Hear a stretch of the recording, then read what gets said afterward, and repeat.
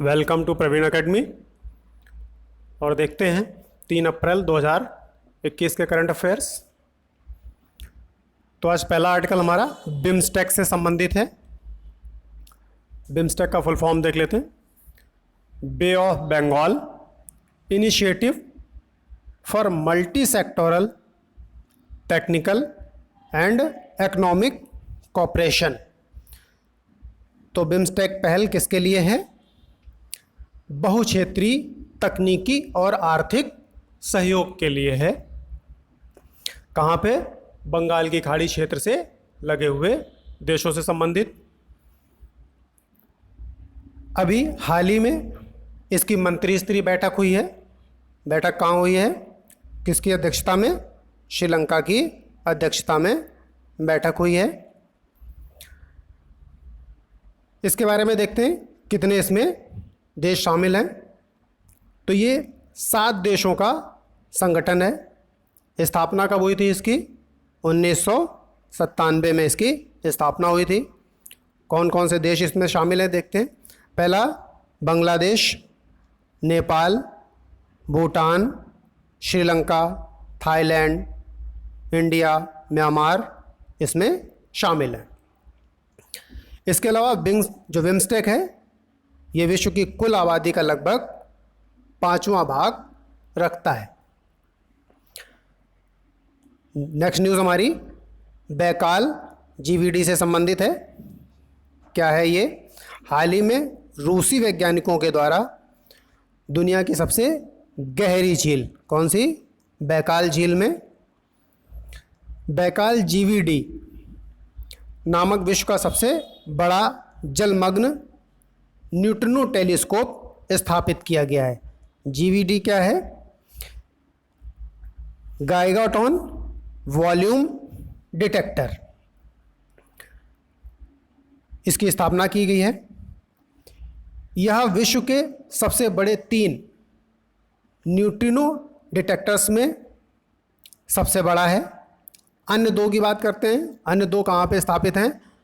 तो एक है दक्षिणी ध्रुव पर जिसका नाम है आइस क्यूब, और दूसरा भूमध्य सागर में जिसका नाम है एंटेयर्स। ये 2 अन्य न्यूट्रिनो डिटेक्टर्स हैं जो बड़े हैं 3 टॉप उनमें से। इसके उद्देश्य की बात करें तो इसका उद्देश्य न्यूट्रिनो का अध्ययन करना। इसके अलावा न्यूट्रिनो से ये पता चलेगा कि ब्रह्मांड की उत्पत्ति कैसे हुई और ब्रह्मांड के विस्तार को समझने में इससे मदद मिलेगी न्यूट्रिनो के माध्यम से।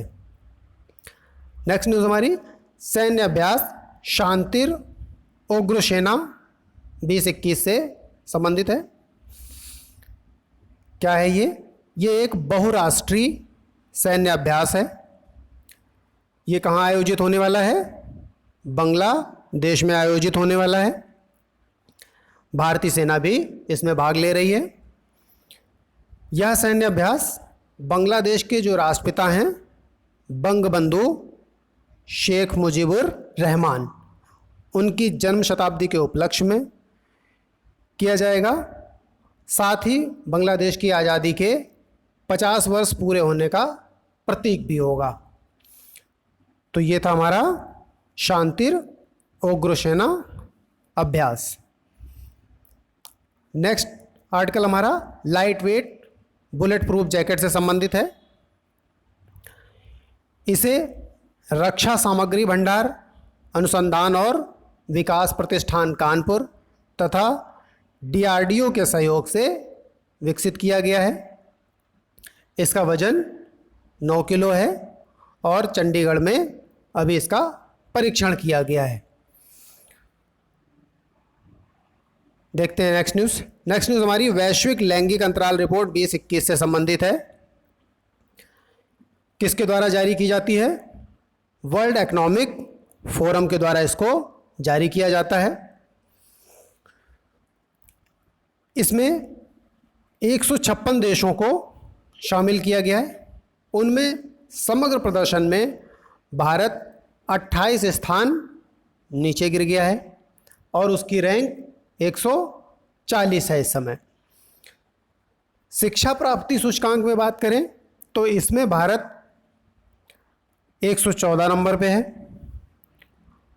और अगर हम वैश्विक परिदृश्य की बात करें तो इसमें आइसलैंड 12वीं बार प्रथम स्थान पर रहा है। इसके अलावा बांग्लादेश एकमात्र ऐसा देश है जहां पिछले 50 वर्षों के दौरान राष्ट्राध्यक्ष के रूप में पुरुषों की तुलना में महिलाओं ने अधिक कार्य किया है। इसके मूल्यांकन के आयाम क्या हैं, इसकी बात करें तो पहला है आर्थिक भागीदारी, इसके अलावा शिक्षा, स्वास्थ्य, जीवन रक्षा और राजनीतिक सशक्तिकरण। इन आयामों के आधार पर इसका निर्माण किया जाता है। इसके अलावा दक्षिण एशिया में बात करें तो भारत की स्थिति की, तो दक्षिण एशिया में भारत की स्थिति सबसे खराब बताई गई है। जो सबसे खराब श्रेणी वाली स्थिति है उसमें है भारत। बांग्लादेश, नेपाल, भूटान और श्रीलंका तथा म्यांमार जो उसके पड़ोसी देश हैं उससे भी नीचे भारत का स्थान है इसमें। चलते हैं नेक्स्ट न्यूज़ की तरफ। नेक्स्ट न्यूज़ हमारी राष्ट्रीय दुर्लभ रोग नीति 2021 से संबंधित है। अभी इसमें सहायता राशि को 15 लाख से बढ़ाकर 20 लाख रुपए कर दिया गया है, लेकिन इसके बावजूद इसके प्रति असंतोष व्यक्त किया गया है, क्योंकि इसमें जो ये जो डिजीज़ होता है इसमें बहुत अधिक खर्चा आता है, तो इसके वास्तविक व्यय पर विचार नहीं किया गया है, इसलिए इस नीति के प्रति असंतोष व्यक्त किया गया है। इसके अलावा इसकी हम बात करते हैं कि कहाँ से इसको उपचार उपलब्ध होगा और कहाँ से। तो एक स्कीम है आयुष्मान भारत प्रधानमंत्री जन आरोग्य योजना ABPMJ। इसके तहत मुफ्त उपचार के ये लोग पात्र होंगे जिनको रेयर डिजीज़ है। इसके अलावा लाभार्थियों को जो BPL हैं वहीं तक सीमित नहीं रखा गया, बल्कि इसमें 40% आबादी तक इसके विस्तार की बात कही गई है। इसके अलावा PMJ के जो लाभार्थी होते हैं वो तृतीय संस्तर का इलाज कराने वाले और केवल सरकारी अस्पताल में उनको उपचार मिलता है। देख लेते हैं दुर्लभ बीमारियां कौन सी हैं। तो दुर्लभ बीमारियों में इसको एक और नाम दिया गया है ऑर्फन डिजीज़, इसको ऑर्फन डिजीज़ भी कहते हैं। और बीमारियां कौन सी हैं, जैसे हीमोफीलिया हो गया, थैलीसीमिया है, सिकल सेल एनीमिया और मस्कुलर डिफॉर्मेशन होता है, पेशी विकृति रोग। ये सभी दुर्लभ रोग बीमारियां हैं या दुर्लभ रोग हैं। तो आज के लिए इतना ही। Thank you.